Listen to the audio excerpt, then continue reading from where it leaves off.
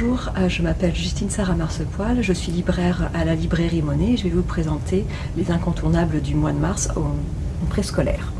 Donc nous allons commencer par La Doudou de Ben Clanton aux éditions Scholastique. Donc c'est une mini-aventure tout carton de Narval et Gelato. Vous connaissez peut-être ces deux personnages à travers la bande dessinée. Ici on retrouve notre petite licorne de mer et notre méduse avec une doudou.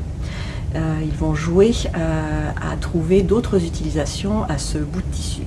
Donc cette dernière devient à la fois chapeau, robe, mouchoir, ce qui n'est pas forcément au goût de notre méduse, cape de super-héros et ainsi de suite.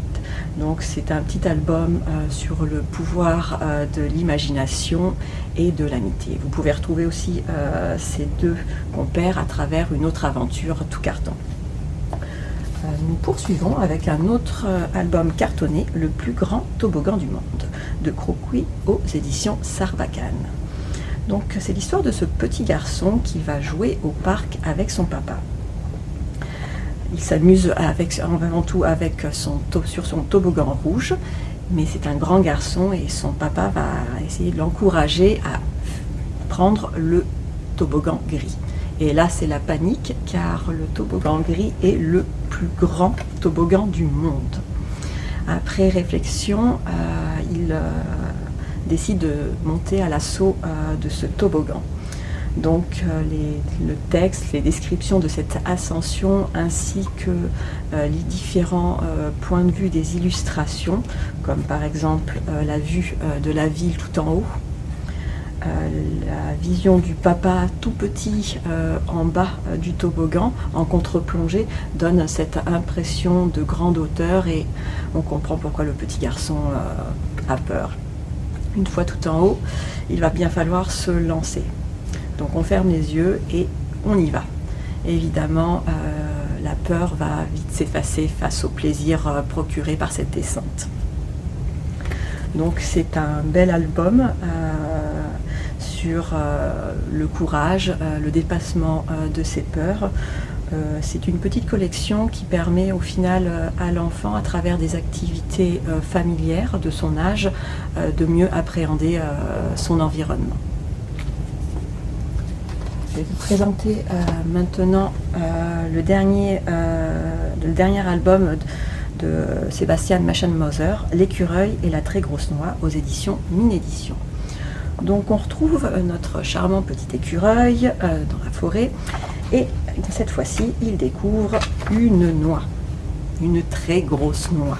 Elle est juste magnifique et il est le seul à l'avoir trouvée, donc elle lui appartient. Il va essayer de trouver un endroit pour la cacher. Donc il commence à creuser un peu partout, mais rien ne convient à cette noix absolument parfaite. Pendant qu'il réfléchit, son ami l'écureuil se réveille, car il a reçu une motte de terre sur la tête, ce qui n'est pas tout à fait à son goût. Ni une ni deux, l'écureuil sait qui a fait le coup, évidemment, c'est le renard. Donc les deux compères décident de tendre un piège à ce dernier. Ils vont creuser un trou et tendre ce piège, sauf qu'ils ne sont quand même pas bien méchants et ils ne veulent pas que le renard se blesse. Donc ils vont essayer de trouver des feuilles pour dresser un matelas. Mais ils ne sont pas assez grands et forts pour prendre toutes ces feuilles, donc ils vont demander de l'aide à l'ours. Mais l'ours hiberne. Ils essayent de le réveiller tant bien que mal. Ils pensent alors que peut-être l'odeur du miel pourrait le réveiller. Donc, ils vont chercher le miel, sauf que le miel se trouve dans une ruche entourée d'abeilles et ils ne sont pas assez grands pour attraper cette ruche. Donc il faut encore de l'aide et ils vont chercher cette aide auprès du bouc. Le bouc arrive, il est tout joyeux, c'est le printemps et commence une jolie farandole à travers la forêt, les feuilles. Les deux amis rentrent dans la danse et tout le monde s'amuse follement. Les priorités sont oubliées et chacun s'amuse comme il veut. Le petit hérisson, lui, est tellement emporté qu'il tombe dans son propre piège et rapidement, l'écureuil, après que tout retombe, se retrouve tout seul. Et là, il est attiré par quelque chose dans un arbre. Il s'approche et que découvre-t-il?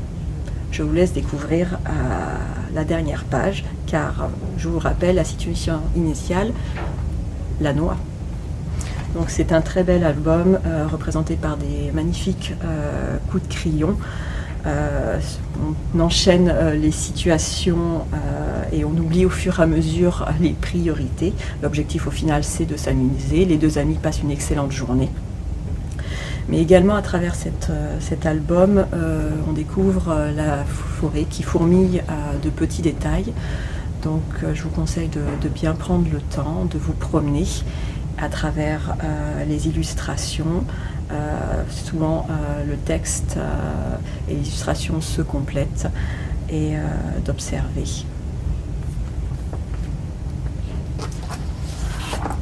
Nous continuons avec, enfin, après plusieurs mois de retard, le dernier Gilles Baume et Thierry de Dieu, donc intitulé Si loin de Noël aux éditions Seuil.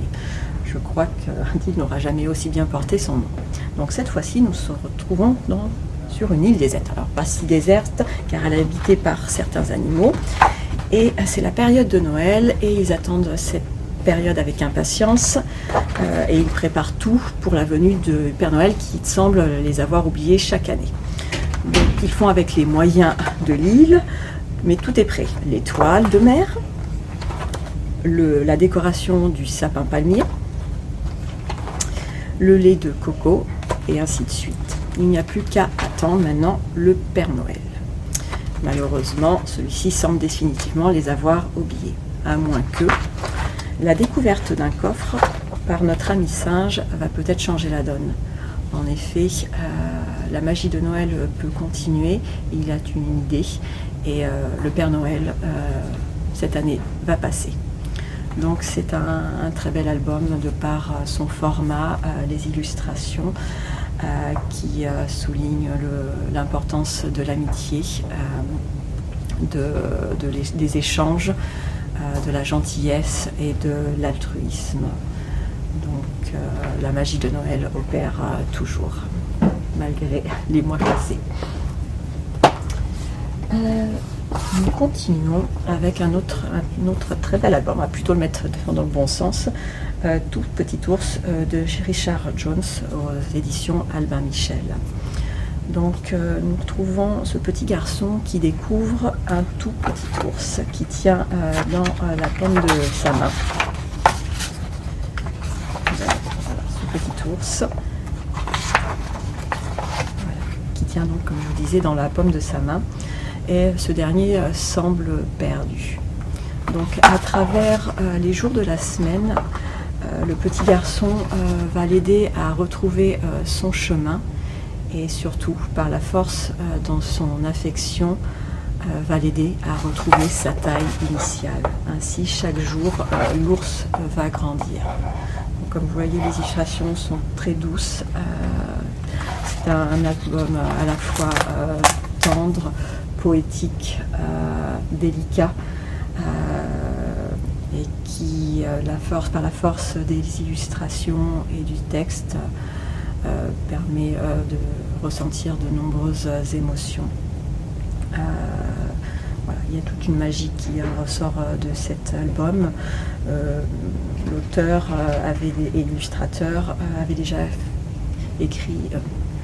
L'auteur avait déjà publié aux éditions Comme des Géants un autre livre, Le Lion Blanc, où on retrouve cette même magie à travers un animal emblématique et la force de l'enfant et des échanges avec ces derniers. Je vais terminer avec Mina, aux éditions Comme des Géants de Matthew Forsyth. Donc le précédent opus, vous avez peut-être déjà lu, était Poco et le tambour, et donc là nous trouvons plutôt une petite souris, Mina, qui est une petite souris très curieuse, et elle a un papa particulièrement enthousiaste, optimiste, curieux de tout, et qui a beaucoup d'idées, alors qui ne sont pas toujours au goût de sa fille. Et cette fois-ci, son papa semble se surpasser car il ramène, selon lui, des écureuils. Mina n'est pas tout à fait certain que que ce sont des écureuils, mais son papa est tellement sûr que les écureuils sont adoptés. Donc ils vivent avec eux dans leur quotidien et tout se passe bien, hormis le fait que ces écureuils ne mangent pas. Alors les papas décident d'appeler le docteur pour voir ce qui se passe. Et là, le diagnostic tombe. Ce sont finalement des chats. Et là, je vous laisse découvrir la suite de l'histoire, car c'est vraiment très drôle. Les illustrations sont vraiment magnifiques, très reconnaissables avec ces coloris. Et malgré le fait que les dessins soient assez simples, il y a une grande force d'expressivité, surtout à travers les différents regards. Donc nous en avons fini pour cette sélection du mois. Nous nous retrouvons le mois prochain pour de nouvelles suggestions. Merci.